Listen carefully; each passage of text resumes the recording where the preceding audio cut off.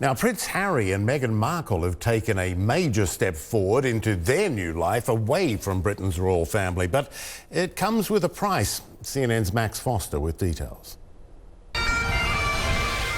It's been nearly a year since Harry and Meghan waved goodbye to royal duties. Their aim, a more peaceful life in North America. Now, after months of talks, the split is final. The couple agreeing with the Queen not to return as working members of the British royal family. The news came in a statement from Buckingham Palace.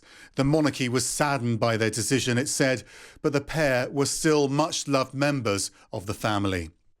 Touching words, yet there have been months of tense discussions over what the Duke and Duchess of Sussex will have to give up in order to pursue their own careers and private incomes. The Queen confirmed her grandson and his wife will be stripped of their honorary titles and patronages. Prince Harry, an ex-soldier who served on the front lines in Afghanistan, will have to cut cherished official roles with the military, as well as the Commonwealth and sporting associations.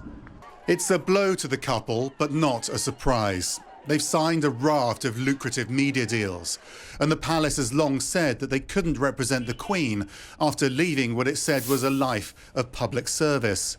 The couple responded through a spokesman, saying pointedly, "We can all live a life of service. Service is universal."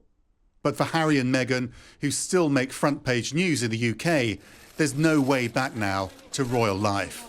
Less than 3 years after a fairy tale wedding and a royal welcome for the birth of their first child, Archie, it's clear they're heading in a different direction. They've moved to California, built an independent life, all whilst pursuing legal battles against the British media. And a new baby is on the way. So there's a lot for the couple to talk about when they sit down for an interview with talk show host Oprah Winfrey to be broadcast next month. And they're no longer restricted in what they can say. Now they've cut official ties with the British monarchy. Max Foster, CNN, London. Harry and Meghan are definitely out of the royal family. They're not proper workers. They won't have any of the privileges. They won't have the patronages that they've wanted. We don't know yet whether their title Duke and Duchess will be taken away. I think that's a matter for Parliament, but they certainly can't use HRH anymore.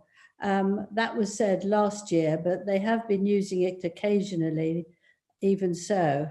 And they're out on their own. They've got the freedom that they long for. I think it was inevitable right from the start when they made their comment on Instagram, telling the world that they were stepping back. It was astonishingly misjudged, in my view, because I think out of courtesy that you tell your grandmother, your father, your brother in advance of such an amazing statement.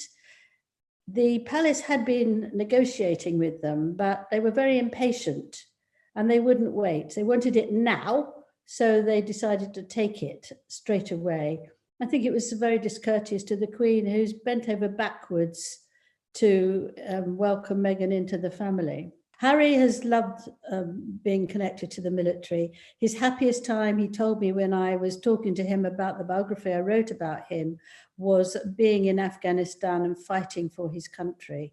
And he was very disappointed when he had to come back. It was leaked by an Australian magazine that he was there, and that endangered him and everybody around him. I think he'll feel very resentful and feel that it's unjustified. But even if you take all the emotion out of it, on a practical level, it's impossible to maintain. You can't be in a country so far away and look after the privileges that you want. It's one or the other. We all know if we want one thing, we can't have it all. You know, it's extraordinary timing. It's obviously chosen timing. The arrangement was that they would look at the whole state of affairs at the end of March. But I think the Oprah Winfrey interview has brought it right forward. And despite him being unwell in hospital, the Queen decided to go ahead. I think that shows the magnitude of her anxiety and her feeling that they overstepped the red line.